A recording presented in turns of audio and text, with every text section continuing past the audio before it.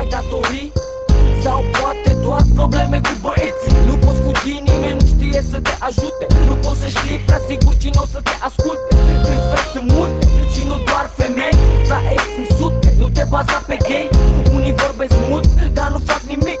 Alții te ajută, dar vor mereu ceva în schimb. E cam ciudat când ești încărcat, păcat și fratele tău ridică din numeri mirat. De parcă spune, n-am timp de fața ta. Sigur o să ajungă și el la pula ta.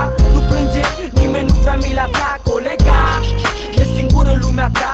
Ia-o ca pe un sfat pentru altă dată. Căcaturile astea cel mai bun prieten o să le facă vreodată. Problema mea e și problema mea. Dacă dau de belea, dau și eu de belea.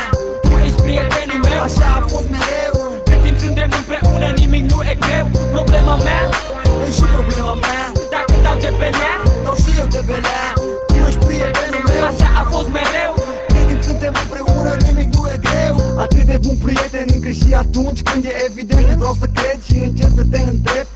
Cel mai bun prieten nu vorbește pe la spate. Cine? Cel mai bun prieten e mai mult decât un frate. Cel mai bun prieten e cu tine, la rău și la bine, își împarte cu tine. Și ultima mie, unele lucruri terminate înainte de a începe. E ciudat că cel mai bun prieten îți dă trepe. Nu-ți vine să crezi, nu realizezi. Nici a venit vremea să te maturizezi. Cele mai mari trepe vin de la străini, însă doare când vin de la cei care credeai că te susțin. Adevărul e că era mai bine când eram copil. Nu ne gândeam atât de mult la hârtii. N-am niciun prieten, pe zi ce trece stau mai singur. Încet, de asta devin sigur. Banii atrag cârfe care vor să-ți facă rău alături de tine. E doar prietenul tău, acum toți vor ceva să ia.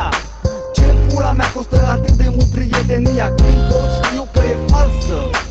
10.000 de faci prieteni sunt acum în față. La prima adiere de pericol rămâi singur. Doar cel mai bun prieten e cu tine, asta e sigur.